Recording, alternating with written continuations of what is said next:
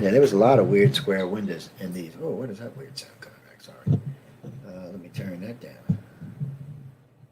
Okie dokie, that was weird. Sorry about that, guys. That was a strange little sound that popped in there. No, the secondary mic wasn't on. The first one was on, but the other one went on, so I just clicked on. But getting back to particular alien abduction case, these happens in Gulf Breeze all the time, and it does seem to be a place people are drawn to for mass abductions. But I mean, by the hundreds, we get people that come there all the time.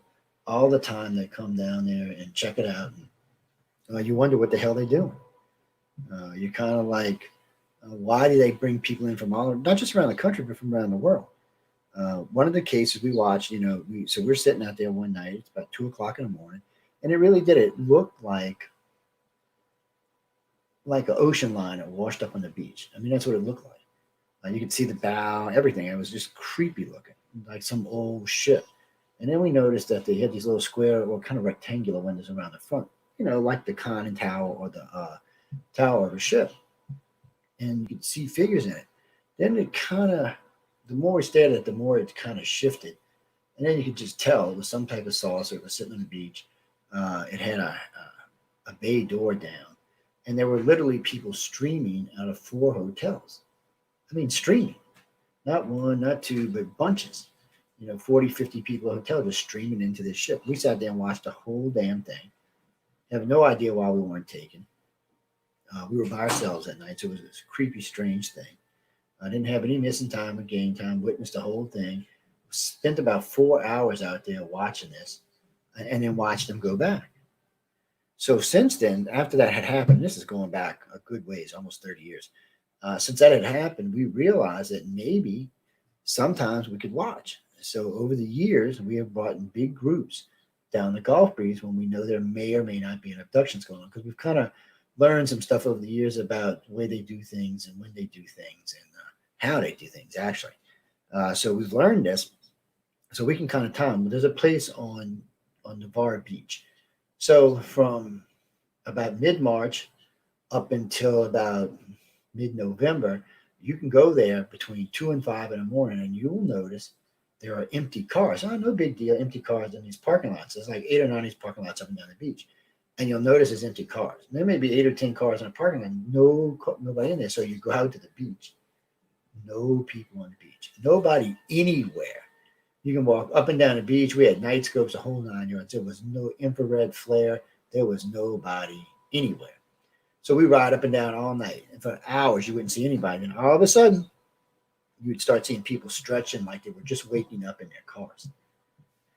Yeah, I guess they had just gotten put back. So we set up a couple times. We set up on the beach to witness this in groups because the more the merrier because you have witnesses. So the first time, not the first time, about the eighth or ninth time we did it, we were a really big group sitting on the beach in chairs, and tonight we coined the term the surfing aliens because the grays looked like a little hatch would open in the water, and it just kind of looked like they were hovering on top of the waves as they came in. And then you would see them as they would approach people. People would just go limp, and they would just take them, and then go back in the water and disappear. It was crazy, and we witnessed down there with us and other many people. All together, we brought more than 100 people down there to see this, mostly in groups of 15 and 20 because we feel safer that way. But we've been down as big groups as small as 4 or 5 with serious investigators. But it's the creepiest thing you can ever watch, man. I mean, you're just sitting there and they're just taking people.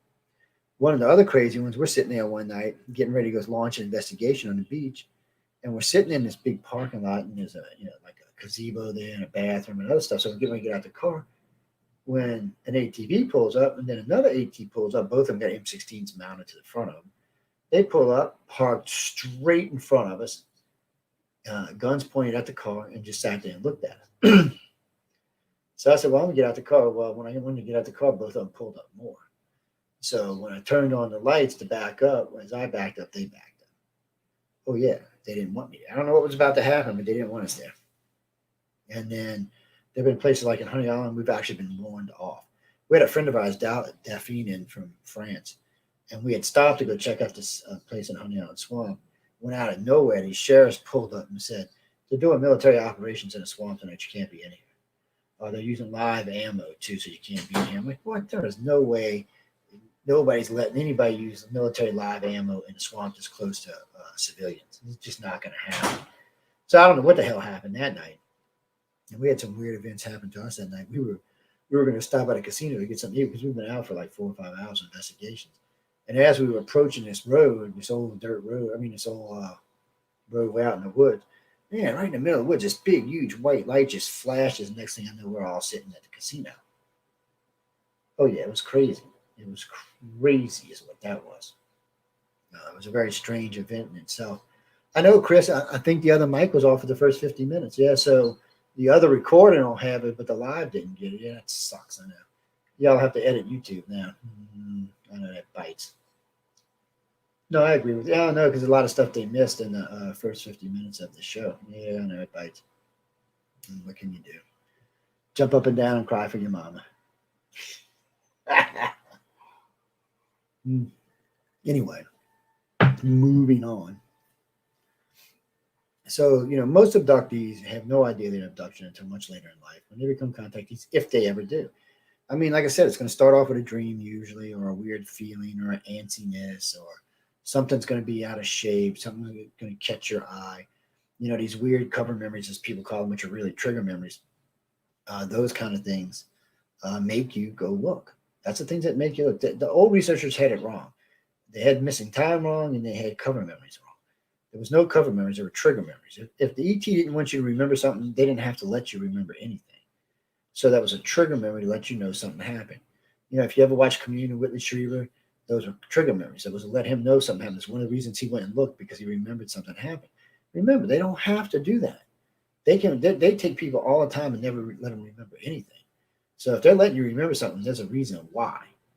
You showed them something that made them think that you need to be brought into the fold as a part of whatever they're doing. Yeah, as a part of the agenda. Oh, that's probably true. Um, but as an abductee, that's how it works. And then you'll either keep exploring and let it take over your life, like most of them do, or some of them do, and you'll get into this more and you'll learn more and you'll become more a part of who and what you are, or you'll bury it in a deep, dark closet somewhere and never think about it again. And some people need to. Some people cannot handle this. This is too much for more than 2/3 of the people this happens to. That's why, only ever about 2 or 3% of the population that ever have been taken will ever come forward.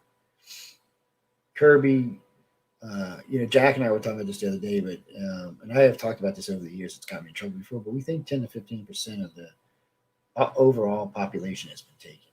Yeah, it is coincidental that Rh negative makes up 15% of the population on the planet, but we didn't know that when we formulated a 10 to 15%. And most researchers will, if you ask them, they'll tell you 10 to 15%. The problem is no one likes the number that goes along with that. And what I mean is, Alfred Weber actually did this to me. It was like 12, 15 years ago. He actually brought up the number. So 15% of the world population at that time would have been 1.25 billion people being abducted. Well, first off, not everybody's being taken all at one time, and not all of them people are being taken anymore. It happens in different places at different times. But yeah, he's probably right. It probably is that many people. It's just the overall usefulness is probably far less than that, probably 40 or 50 million range. It's a massive project. Nobody ever says it wasn't. Just think about it. We have researchers in every country in the world, not just us, a lot of people. And in every country in the world, there are massive amounts of people having sightings. And we only believe, and I'm going to say this again, people get mad at me for this all the time, but I think only people who have been taken see UFOs. I don't think, if you haven't been pre-exposed to one, I don't think you can see it, because there's no reason for them to let you see it. All right, let me rephrase it. So, John, you're standing in Washington, D.C., and you're standing at the mall in D.C., and there's 15,000 people up there. Everybody screaming, looking at the sky, looking around, and 5 of y'all see a UFO, or even 500 of y'all out of 15,000 see it. Why is that? Arizona, Phoenix Lights, 4 million people or 2 million people there. What, 15,000 reported it? Mexico City, 22 million people there. Less than 1 million people reported seeing it. So it proves my point. It's a percentage of the population that's seen it, and that's what the percentage of abductees or contactees are, around 15%. 10 to 15. So that's about what's figuring into these mass sightings. So you got to wonder. And there's lots of mass sightings. There's the Belgium sightings that went over the town of 56,000 people and about 2,200 seen it. And that's not the only ones. We've had squadrons of F-16s run up on the Belgium, the Triangle craft, and only one pilot. And this is crazy. So you can listen to this flight. You know, a flight is six F6. Six F-16s. So they fly up on this thing, right? 5 of these pilots are talking, don't see anything. The one guy, the lead pilot, is yapping away about what he's seeing. Should go weapons hot. He's got a radar lock, the whole 9 yards. And these other guys aren't seeing anything, ain't experiencing anything. Nothing is going on. Now, fortunately for the pilot who had seen stuff, there was witnesses on the ground that did see the thing. But even they said there was 25 or 30,000 people roaming around because of the festival going on, and only a handful of people saw it. A few thousand. You do it. You figure it out, people. Same thing in Europe. There's mass sightings all over the place. There are 7.7 billion people on this planet. 6 billion of them have cameras in their hands all the time. And yet the amount of sightings have gone down, not up. You figure that one out. How can that even possibly be true? Right? I mean, if everybody can see a UFO, then the amount of sightings should be vastly higher because of the amount of cameras. But it's not, is it? Because not all you people are predestined to see a UFO. And I shouldn't say UFO, I should say alien craft, because UFO just means unidentified flying object, and everybody who's listening to me will see an unidentified flying object. No one can identify everything in the sky all the time. It's impossible.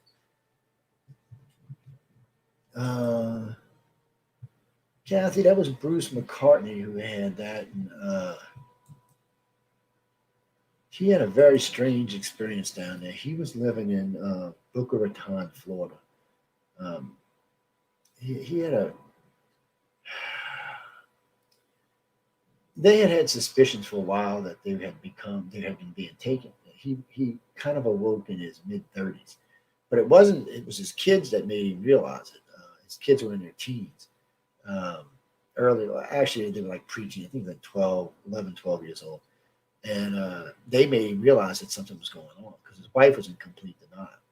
And she, when she woke up, they took him one night and they brought him back.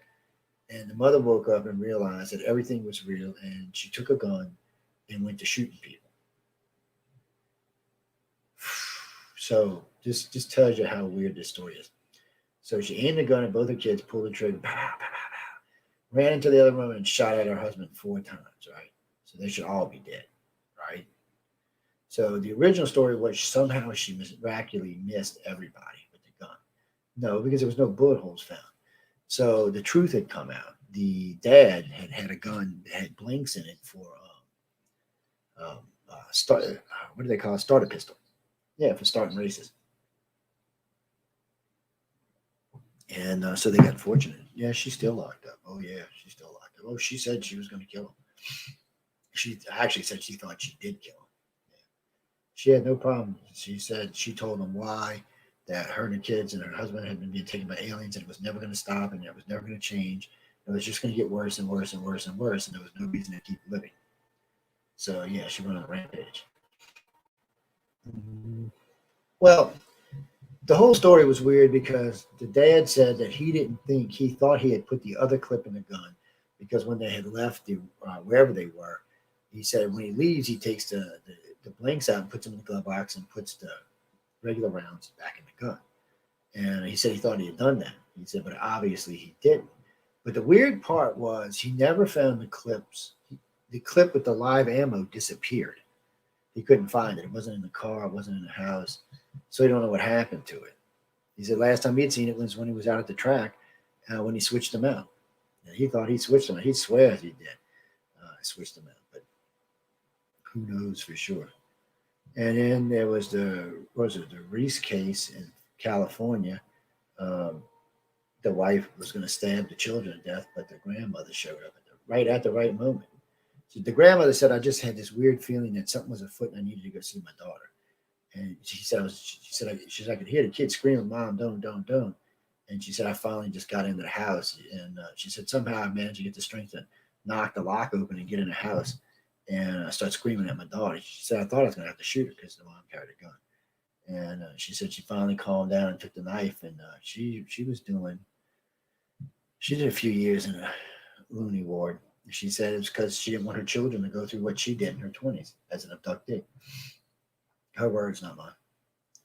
Yeah, no, there's lots of these weird cases like that, but they don't get picked up a lot, and people don't like to talk about them a lot because they're scary cases where somebody goes off the deep end or gets insane like that. Yeah, it's freaky stuff. I know, Mike. I've seen that myself. Well, abductees are just that abductees. They don't really know that they're being taken. Some of them suspect it, but only a small percentage. So, like I said, out of 98% of people who are being out of 100% of people being taken, only about 2% will ever remember. And out of that 2%, only probably about 1% of them are going to become useful to what the program is. Helping out, becoming keepers, communicators. Well, they don't have a qualms with people knowing they exist. No, they're not going to go just pop up in DC because they don't want to cause a mass panic, but they don't care if you know. And you got to remember from their point of view, everybody that needs to be disclosed to has already been disclosed to. As far as they're concerned, the only people they really need to disclose to is the abductees and contactees. The rest of y'all don't mean crap to them. Y'all are cannon fodder at best. They're not interested in the rest of the human race. They're interested in this section of the race, and that's it. The rest of us are just don't really. That's why they don't get into our politics or our religion or anything. They just, for the rest of us, I don't know if they see us as a non-sectorial race or if it's something along the lines of we're just not worth saving. Well, look at it from their point of view. If they save 15% of the population, let's say the population's 10 or 15 billion people. So they're going to save about 2 billion. That's a good section, a big chunk of our population saved. And if the rest die, so what? It's a couple of rotten eggs going. I don't think they really care, and I don't think it's because they're hateful or mean. I just think they look at the universe in a different way than we do, and maybe whatever this is going to be self done. Maybe that's why they don't care. Maybe they know we're going to be the ones that kill ourselves off. Well, the Holocaust dreams, when you listen, is a whole third of contactees get the Holocaust dream, and Holocaust dream is pretty blatant about something goes on, some kind of COVID sounds a lot like it, except it would have been way more deadly than COVID is. Whatever this thing is that got loose on the planet kills probably 75% of the planet in like less than 7 days. And then there's some mutations that are sounded pretty funky. And then there does seem to be, all contactees seem to be naturally immune to it. That's why a lot of people thought the aliens did it, but the aliens may have known it was coming, so they just made it, their contactees immune to it, their own vaccination. But there does seem to be 5 or 6% of the population, mostly government officials and military and stuff, that must have been aware of this and had access to whatever the drug was that made them immune to it. Because they tend to survive. They were showing them, talking about cities that were abandoned but still functional, finding military burial sites where they were doing mass burials, where the military wanted to pick you up if you were roaming around and stuff. Sounds something right out of sci-fi, right out of a horror sci-fi. Well, I don't know. Like I said, the contactees don't talk about it that way. They get a sense that we did it, that it was something we let loose on the planet. Well, I could agree with you because it does seem not to affect abductees or contactees, so it could be alien. And maybe that's why the contactees think that way. Maybe they're being pushed that way or brainwashed or hypnotized to think that way. I mean, there's no real knowing because we're not there, but that is all within the realm of possibility. And I don't think they're here so much holding malice for us. They don't. I mean, if they had malice for us, they wouldn't wipe out our memories. They would let us remember all the shit they do to us. Most humans would flip out on their own when they wouldn't even have to worry about taking them out. But they don't do that. The Greys seem to think of us like as a pet. The reptilians definitely think of us as family, and the humans, the ones they like, they think of as family. The rest, not so hip about. But when you look at all three races that are doing the abductions, they do not look at the general population of this planet as savable. It doesn't seem like it's even something they're thinking about. Now, whenever this happens, it could happen a year from now, or 500 years from now, or 500,000 years from now. Nobody really knows. Um, look what the Wuhan virus did. And compared to this thing, it's probably just some little minor little virus. This thing, they said, spreads like wildfire and was nothing that could stop it. And you were dead in 7 days. You got it, and 7 days later, you were dead. It was 100% fatal for anyone who got it. Yeah, so probably didn't even give you the time to cure it. There may have been some natural immunities, but it does seem like the contactee group for sure, and at least a segment of the population, military and industrial part, seem to have an immunity to it. Well, think about it this: it would redistribute the wealth of the planet, redistribute the resources of the planet. But from what I understand, the majority of contactees that survive, the 1.5 billion or 2 billion that survive it, aren't going to stay here. A small segment of them is, like a quarter, 100 mil or less. Most of them are going off world to other colonies. Maybe this planet gets redirected. I guess if a planet wipes itself out, I guess it can be claimed by the council. I don't know. I would think 15% survival rate would mean that the planet wasn't wiped out, but contactees probably would agree to go anyway. So I'm not really feeling it.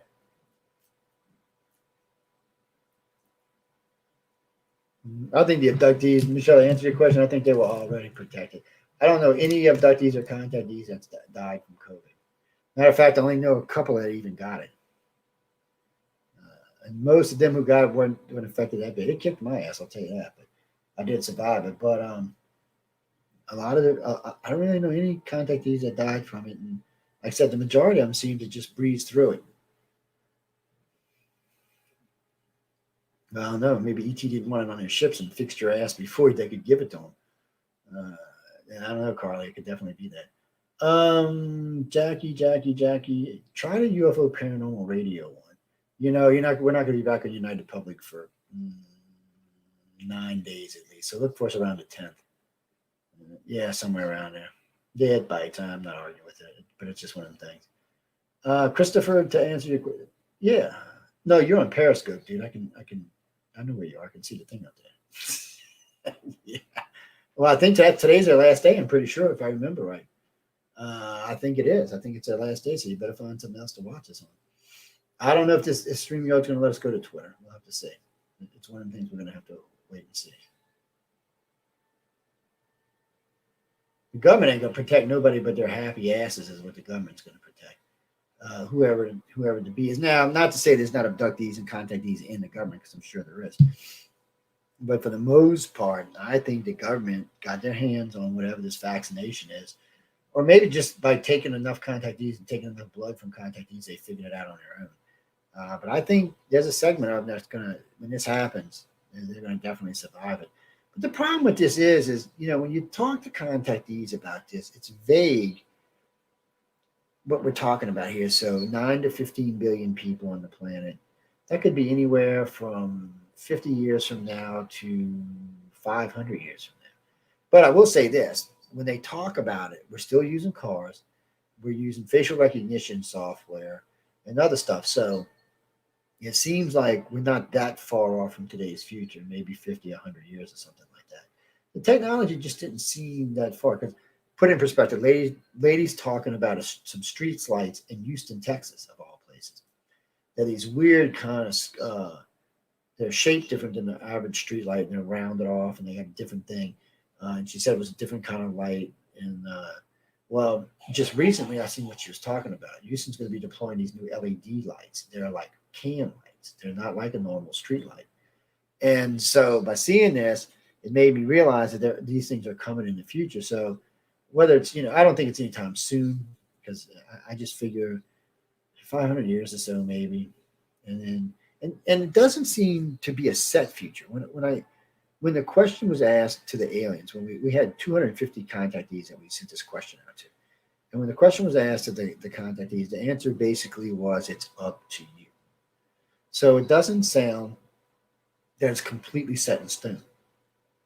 It sounds like it's the probable future on the course we're laid on right now. I love my government. The government is the greatest thing on the planet. All hail. Who's the emperor right now? Oh no, we're not hailing him. Sorry. I'm sorry, I forgot who the emperor was. We're not hailing the emperor. Oh no, no, no, no, no. The next thing y'all gonna have me hailing Justin Castro. Hmm. I bet you his little ass has been probed. No, I mean by aliens. I should have never said it like that, Lord. Just because I seen him in them pink shorts that time. I'm sorry, that was wrong. That was wrong in too many levels. Um, well, the government may know what bloodlines are protected. Being that we're talking 15% of the population, that is the Rh negative population. They may be naturally immune to it. Remember, even with COVID, Rh negative and O people had better resistance and better immunity. Jesus, sorry guys, to COVID than the ordinary person does. We have found out things like Rh negative is a different. It's just different in the way it's structured, and we're finding out that Rh negative bloods are or more resistant to some types of diseases and stuff. Uh, and you find fewer and fewer other types of diseases in them. I didn't know this until just recently, but do you know diabetes are found far less in Rh negative people than in Rh positive? Matter of fact, a lot of bad things are found far less in Rh negative people than in Rh positive people. You figure it out. Government loves you. They love you, Michelle. They're going to come to your house and bring you cookies and ice cream and some gray aliens. Yeah, huh? They're going to show it with Bubbles. I'm never getting over Bubbles' naked picture the other day, just so y'all know. She walking around her alien body scared with Jesus out of me. I'm old. I can't take that.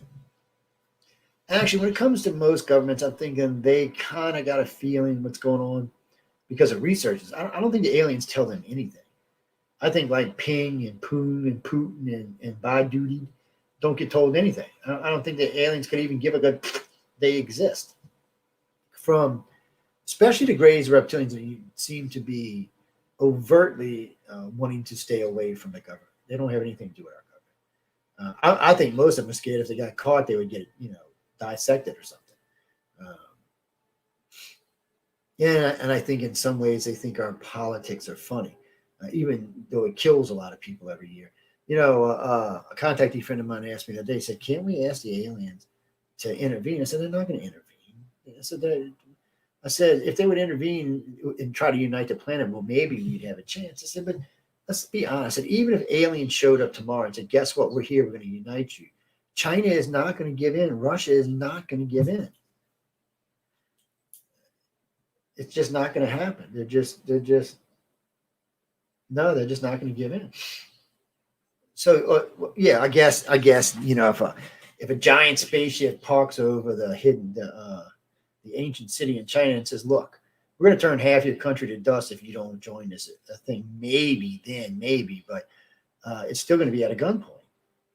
China's not nowhere ready to give up their power yet. I'm pretty sure if we don't curtail China now, that the only way you're going to ever fix China in the future is through a war.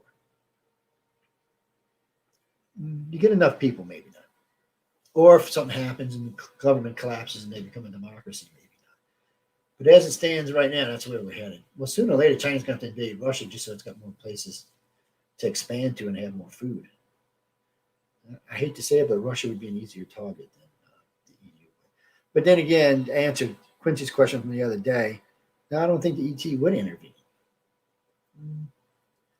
I don't. I think we could nuke the whole planet and they still wouldn't intervene. Because once we were all dead, they would just come clean up the planet in a matter of months. Just because us stupid humans don't have the ability to clean up radiation does not mean they don't. Just means we don't. And we're not even that far off from it. We've actually been working lately on how to repurpose radioactive waste into energy, and we're finding ways to stabilize it so we can deplete it by using its energy up. Now, see, finally, we might be coming up with something. Aliens love us all. Yes, peace, love, and light to all aliens. Yeah, you just keep believing that. People forget, but we've got lots of examples of aliens throughout our history, all the way back 6,000 years or more. I mean, there's cave drawings in Europe that date back 50,000 years that suggest there was alien visitation. Actually, what it suggests is that the UFOs used to come over and herd the animals for them so to make it easier to hunt. We've seen that in both the Americas and in Europe. In Europe, there's one in Germany. It's three flying discs over a herd of deer. It's running this herd of deer, and it's three flying discs, and you see this what looks to be, I'm assuming it's a beam coming down in front of the deer, and the deer look like they're trying to like running into each other, and the humans are running up behind them and killing them. And there's a cave in, I think it's in New Mexico. It might be in Arizona, but where there's another drone similar to this with three discs over a herd of buffalo, basically doing the same thing. 45,000 years later is when that one was done.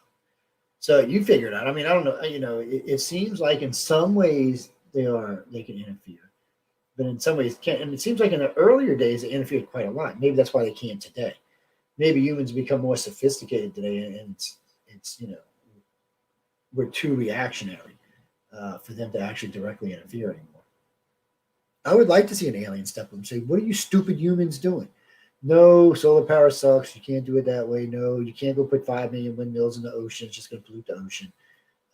It's going to kill the birds, make big shadows, cool everything off." And now we don't found out that solar panels are a joke. Yeah, unfortunately, ever since we put them in Sahara, they put them in the Sahara. It's making humidity and turning the Sahara green. It's changing the footprint on the global. And they said if they put it on a large size, it will change the climate globally on the planet. Yeah, so I don't know what they're gonna do with yeah, because it reflects so much of the light away, it leaves shade all underneath and creates humidity, something they didn't expect. Because they never do their research. They just jump on the next thing that sounds cool. I don't know when our government and our media decide if it's don't sound cool, it's not real. Or we can't use it. Yeah. Thank God Elon Musk and the rest of the inventors aren't like that. I know. Frankie, yeah, I'd go to Mars tomorrow with Elon. Say, happy, let me go. A friend of mine said, "Oh, you just abandoned us." I said, "It's not like they're going to take me, you idiot." I said, "By the time they finally get there, I'll be 100. I'll be like, yeah, a little keen out there. I'm a whippersnapper. Come on over there. I probably wouldn't even make the trip. Radiation probably kill me." People. Look, if y'all go to Mars, y'all should go to Mars. Earth's fixing to get messed up for a while, so maybe y'all should go to Mars. Mm-hmm. Become part of the Elon empire. Well, let's see. Elon's going to build an empire on Mars. The Chinese and the Russians are talking about building an empire on the moon. America, I don't know what America's doing. It's just off in a daze somewhere. Thank God we got private entrepreneurs and stuff. Well, we got 5 or 6 of them trying to go to space. I mean, McAfee's going to space. I heard Bezos is now going to go to space. Boeing's already in space, and a couple other companies are. So Sierra Nevada's in space. Yeah, there's five or six. So in the time it took NASA to build the shuttle, 5 companies have not only designed better craft, they've been using them for 5 years in a 5 year shorter time period. In the time it took us to build the shuttle to space, Elon's going to build a ship to go to Mars. If he can keep them from exploding, that is. Sorry, Elon, I love you, David. That's 2 in a row now. Boom! Well, the other one, I don't know if the other one just fell over, what happened to it.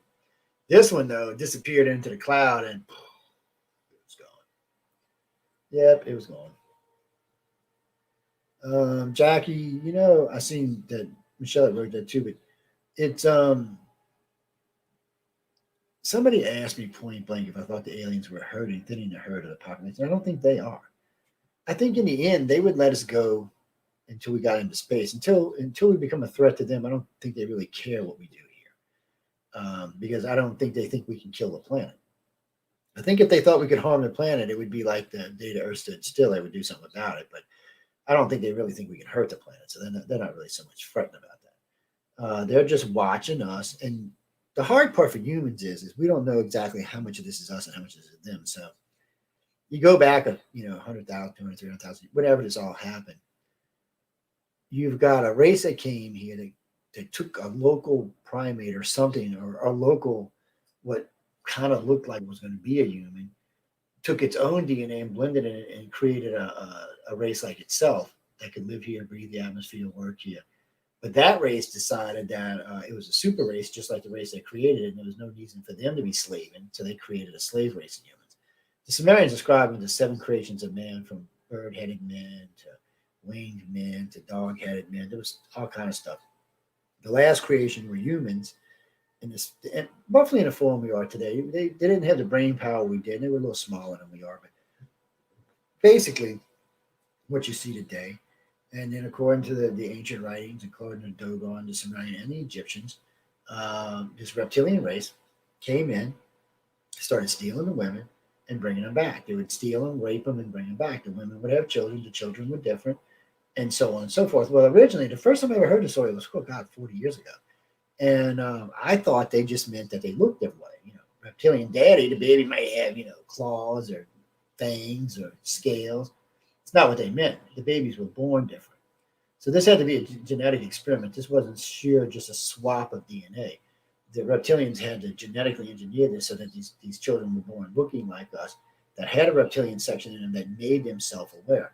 Because before that, the Sumerians talk about these humans as, oh, they could make meat, they could plow fields, they could, procreate, but they didn't do anything else. They didn't ask why they were here or how they came to be or what was coming up. They didn't ask any of that. They're just simple, simpletons, basically. The reptilians introduced their DNA into the human race, and we became, what do you mean? I'm not plowing that damn field. Screw you, buddy. You get out. He said, you know what? Day 500, you and 50,000 of us, you're going to go plow that damn field now. And it was probably the fall of the empire right there. That's probably when the whole thing collapsed. It just dropped down and disappeared. Hadios amigos is what the hell that was. And then, you move forward a little bit. The Greys seem to got involved later on, introducing probably Rh negative into us. So technically, we have whatever our original DNA plus 3 alien DNAs, and that's what makes up the human race today. So that's why they can't ever find alien DNA, because we already have our DNA is alien. It would explain some other things too, like our weirdness for our temperature variances.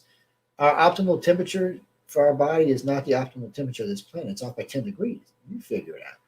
And then for a lot of people, their biological clock is set for 24 and a quarter hour days. That is not Earth. Earth is 23 and 3/4 hours. Mars is 24 and a quarter hours. And it doesn't even mean that's where it is, but it's something like that. So, there are anomalies in our race that you got to wonder how we got here, where we came from.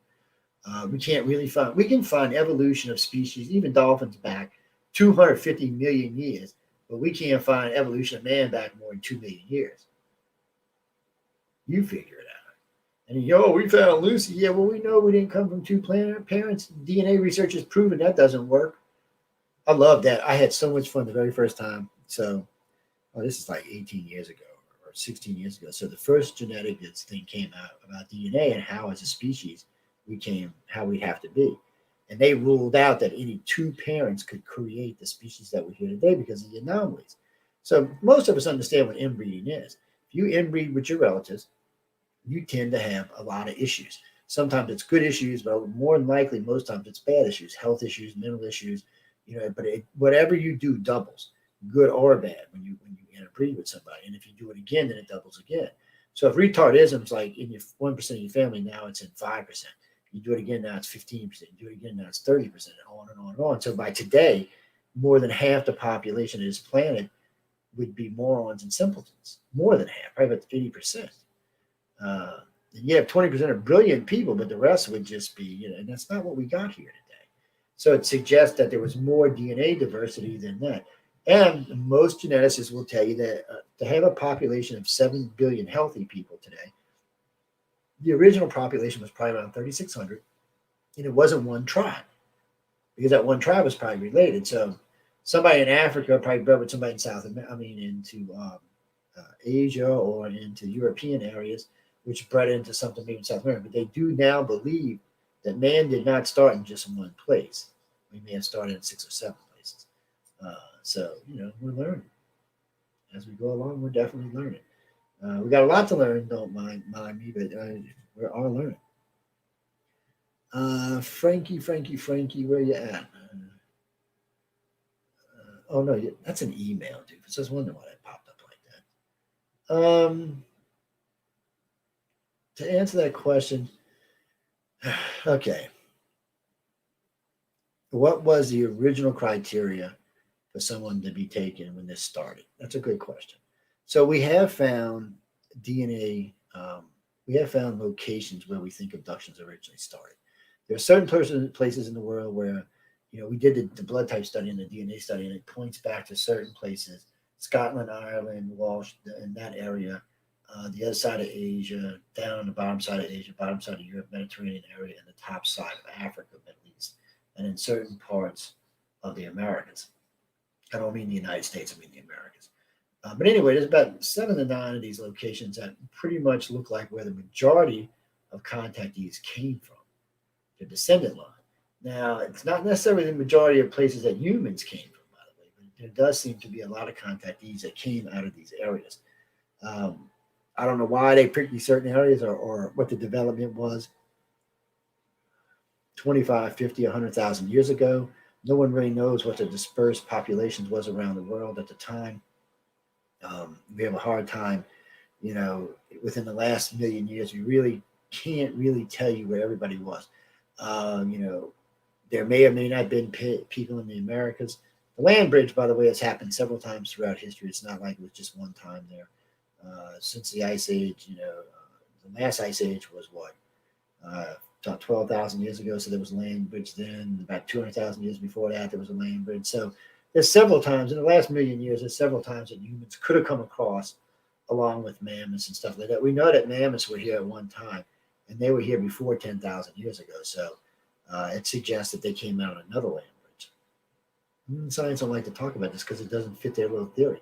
They don't like to talk about that as a segment of South Americans that have a different skull than everybody else on the planet. No, they don't like talking about that because it's not the same population. They don't like talking about the fact that Rh negative people don't have a Rhesus gene in them. Yeah, in case you don't know, Rh is from the Rhesus monkey. That's where it comes from. Well, if you're positive, 2% of your genetic material comes from the Rhesus monkey. Might have been in the original ancestor that the aliens used. Rh negative people do not share that with you. I'm sorry, they don't have no monkey genes. Don't get offended by me. I didn't make the rules. But it's a true statement. It's like the other day, this lady called me. I don't know how she got my cell phone. She's cussing me out about we do not have a reptilian section in our brain. I'm like, sweetie, you better look it up. We most certainly do. Oh, no, Joe, you're completely wrong. God would never allow for that. I'm like, well, if you believe in God, sweetie, then God put it there. How's that? I said, because it's definitely there. I said, maybe God liked reptilians in the beginning and decided, these reptilians are kind of nasty. Sometimes maybe we should change this up. But let's not forget, people, everybody always tells me how God created Earth. Well, dinosaurs ruled for 270 million years, and there was, 3 extinctions before that for another almost billion years, 800 million, something like that. The argument about when life started here, I've heard arguments back as far as 1.5 billion and as early as 700-800 million years ago. And then recently, I caught a Discovery special on life could have started here as early as 4 billion years ago, when we were still a molten planet. I was like, what? So, I just, those kind of things, all I'm really interested in, I'm not interested when microbial life started on this planet.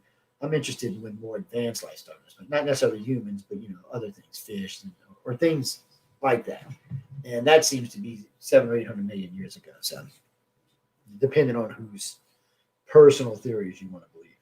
Well, nobody knows for sure. There's no facts. I mean, there's facts, but there's no set facts. I mean, we can't prove anything. We can just say, well, we think this is what it is. Hypothesis, theory, whatever. Gloria, if you're in a contactee, so getting back to what we were talking about a few minutes ago. So say 2 million years ago or 500,000 years ago, they abducted your somebody from your mother's side or your father's side of the family. So we're talking about 50 generations back or 100 generations back. Since then, they have been abducting everybody in your family. So originally, they went and took your mom, and she had 10 kids. Okay, so now they abducted her and all 10 of her kids. And all 10 kids had 4 or 5 or 6 kids themselves. Ooh, I know, huh? So now there's the original 11 plus 60 more. So that's 71 they're abducted. And this is just in the first. So then they all have grandkids. So they probably have 70, 80 grandkids between them. So now we're at 160. By the time the great grandkids come around, your own little population in that little 100-year span has now created about 250 to 300 people in 200 years. So think about it. So you got 300 people. So let's do that at a 1,000-year interval. Now, of course, the amount of children go down as we go along, but not for some time. We were breeding heavy until just recently, until we went to what is, I think, America's 1.75 a baby. now, where at one time we were up to 5 or 6. So it actually going down. So, but when you look at this, so at 1,000 year mark, okay, after just 1,000 years at 300, that's 3 million ancestors. So here we are 300,000 years later, or even 30,000 years later. You do the math. That's an enormous amount of ancestors running around on the planet. And they've been interbreeding with other contactees and having children. So you've got gray reptilian and human aliens, abductees interbreeding with each other and having children and creating their own inside. They've already created their own hybrids. Now they're creating hybrids out of the hybrids. Yeah, nobody knows what's coming now. But it's reinforcing our DNA and seeming to make us stronger, healthy, and smarter. But to an extent, it does seem like imagination has kind of drained out of the world at the moment. Too much relying on other people to take care of us, I guess. I don't mean physically or financially, I mean mentally. You know, Derek, you got to judge aliens by the action. I do. For me, it's like this. I judge extraterrestrials just like I judge anybody else on the planet. I don't care what color they are, what sex they are, or anything else. I judge everyone by their actions. I always have. Probably always will until I croak. So in their case, for the most part, their actions are not really completely harmful to us. But the fact that they take us without asking, that's an abduction. That shows lack of respect for all of us. A lack of fear and a lack of respect, which I can understand a lack of fear. There's not much we can do, but it shows an all over lack of respect. It's just, and someone, oh, well, no, it shows how much they respect us because we abduct the animals. Let me ask y'all something. Do you really think the polar bear thinks you respect him when you dart him in the ass and hoist him up on a helicopter and take his children and do all kind of experiments and then drop his ass back in the middle of the snow and let him wake up groggy? Do you really think that bear thinks you respect him? That bear want to eat your asses, what that bear wants to do. Thank God for narcotics or somebody would have already been eaten. So it's not much different. I mean, we abduct things all the time, all around our planet. We do it on a regular basis daily. And so they're doing basically the same thing we're doing. The only difference is they're wiping our memory so we don't remember. Which is better. We let the animals remember. We stress out an animal and then let them remember everything that happened. What the hell? Yeah, we should starlight them from the get-go until they wake up is what I say. But in our case, it's not what goes on. So in some aspects, they seem to care. They don't want us to remember. They'd rather not see us crack up. And they would really rather see us be part of their programs. But how much they care varies from alien to alien and from group to group. Some of the grays seem to have ones that have been, like when I was just saying about, 100 generations ago. Well, the gray that abducted that person 100 generations ago is probably the same gray that's abducting you today. Yeah, they, unless he went on vacation or went off to do something else, it's probably the same gray. They tend to abduct inside family lines and stick inside family lines. And we mean literally family lines. So when a reptilian takes somebody and take them in a group, they're actually part of that family line that they're taking. The people who come and took them are actually related to the person they're taking. The grays and humans do it the same way. The only time you see any weirdness is going on is because it's been crossbreeding across the 3 groups now. So we never know who's going to take precedence, who gets to abduct. If a gray contactee sleeps with a reptilian contactee and they have kids and that kid goes sleeps with a human contactee, who gets to abduct that kid? The gray, the reptilian, the human, all of them? What's going on here? So it probably has to do with which DNA shows up the most. But still, they do it that way. So it's not like they hate us or want to wipe us out. They don't respect us in the fact that we don't respect ourselves. We don't respect our planet. We don't respect anything else. We don't really care about nature. We don't care about space. I mean, we're pigs. We pollute the planet. Now we've polluted space. And this is funny as shit. So in another 100 years, there will actually be places that you will not be able to see through the night sky because of the debris in space.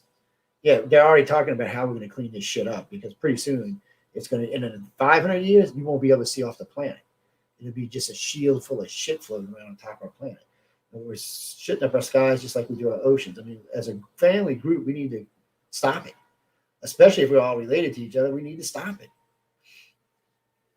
Somewhere along the line, as a species, we got to wake up, and we can't allow for the world leaders to do it. We have to do it as a population. And with the internet, it can be done. a group can get together and look, unite the world. There's 7 billion of us.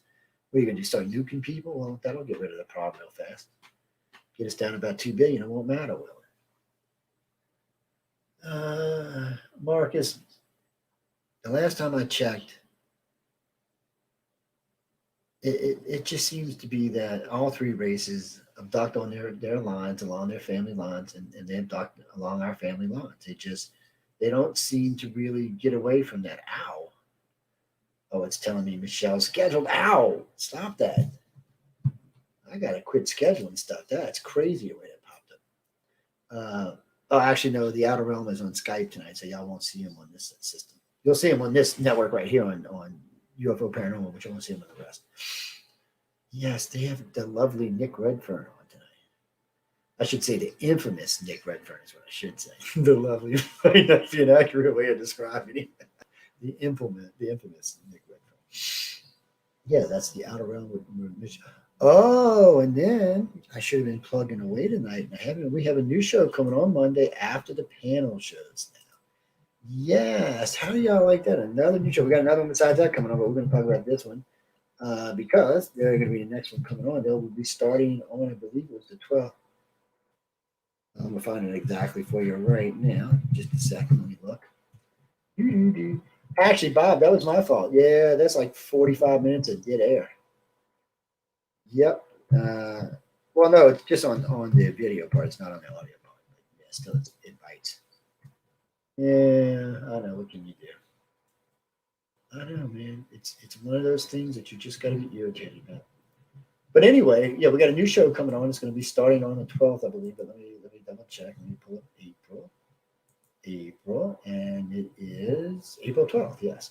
So they will be starting on April 12th. They'll probably be joining us on this Monday's panel show, so they can get to know everybody.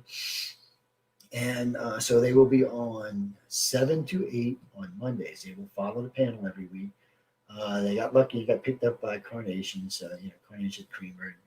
Well, I always call them Carnation Creamer, but they always tell me they do more in cream. But they got picked up by them, so they're going to be sponsoring the show for at least the next 6 months.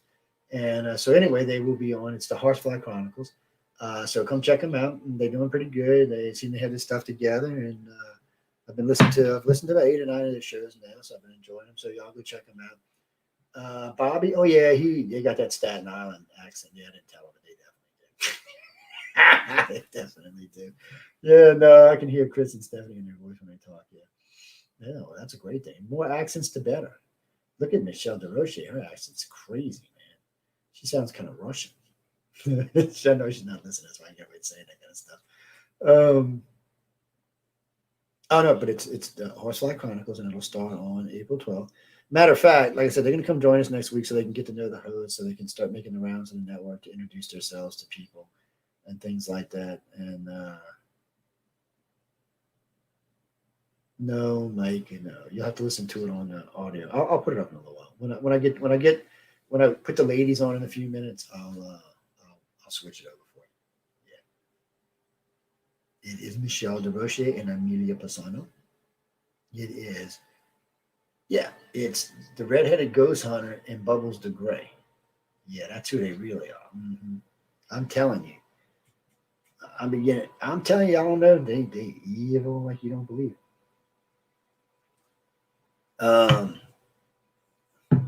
It's Julia and Philip Syracuse. Yeah, the Horsefly Chronicles. Check it out. They'll be joining us. They'll be here this Monday to come to hang out in the panel. So they're going to come hang out. I haven't talked to any of the hosts yet about what we're going to be talking about this Monday. We might do an extension of last week's show because we did get a lot of weird stuff out. And then again, we might do something else. Now, you need to be here Saturday for Michelle DeRoche and myself on the Gray Zone Uncensored because we're going to be talking about Easter and chocolate and candies and bunnies. Well, we're going to be talking about Easter. Maybe not chocolate and candies and bunnies, but we're going to be talking about Easter. It is Good Friday coming up this Friday, isn't it? No, is it next Friday? No, I always get these holidays confused.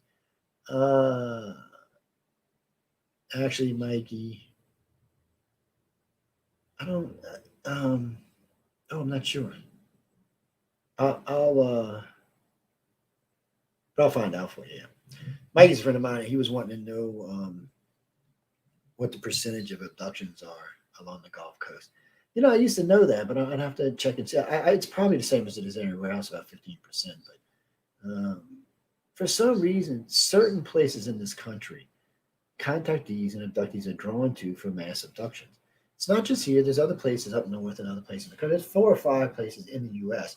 I imagine there are other countries as well, but there are 3 null zones in the United States that I know of where no abductions happen, no activity happens at all, no ghost activity, no demon activity, no alien activity, no UFO sightings of any kind. Yes, what the hell do you think that is? Maybe I'll bring that up on this Monday show. There's a place in Alabama that's the closest one to me. It's not all that big. It's maybe 10 square miles or 5 square miles. It's really like it's like 10 miles deep and like 3 miles wide. But there is no activity ever, no sightings here. You know what, Mike? It might be 10 by 10. I'll have to check, but nothing, nothing at all. And anytime you bring an abductee or a contactee through there, it resets them. It clears their mind. They lose that connection with whoever's got. They keep a connection with whatever alien's there. It's always in the back of your head. It actually goes away. It resets itself. It allows contactees to have some freedom for a while and to reset their mind, especially if they've been having really hard to deal with experiences. No, Chris, that's not an alien skull, honey. Well, somebody the other day was telling me that the Lloyd Pye skull was fake. Well, that's not true. The real skull is real. It's been actually analyzed by at least 4 labs that I know of. Caltech was one of them, but it's been analyzed by at least 4 labs. But the one they travel with is not real. It's a perfect replica of the original. The original is an antique and a valued antique at that. It is an original skull. Alien or not skull, it's definitely a unique skull in itself. So, yeah, they only travel with the other one. I talked to Lloyd Pye several times about it, and then the family who actually owned the skull when they took it back just before Lloyd passed, I talked to them about it too. Yeah, no, I've talked to several people who did analysis work on it and stuff like that. It's at least half human. They can't tell you. Well, they can't say the other half is alien, but they can't say the other half is human either. They don't know. They really don't know. They can't get enough mitochondrial DNA to find out. It's interesting to talk about. And it's not the only weird skull that's out there. There are other weird skulls floating around. But, humans have anomalies sometimes and other weird stuff that happens to them. Deformations and things like that just happen naturally. So, but in this wasn't something naturally occurring. And they originally knew where the whole body was. Yeah. Well, there was other people there that were tested, other DNA that was tested.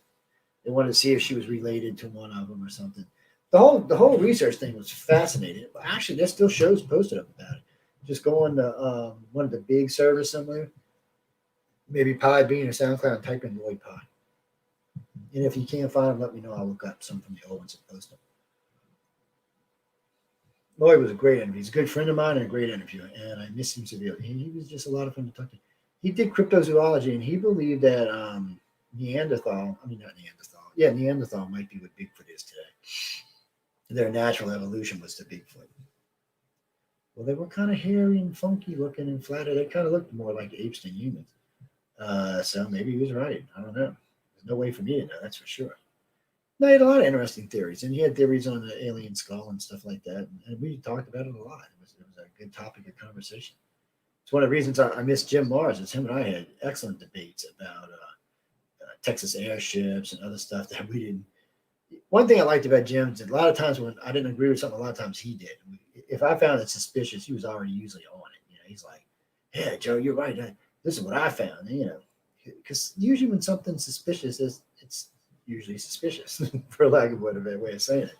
There's usually something not right with it. But we got to go because I got to get Michelle and Emilia on. So that these gray aliens are tough, man.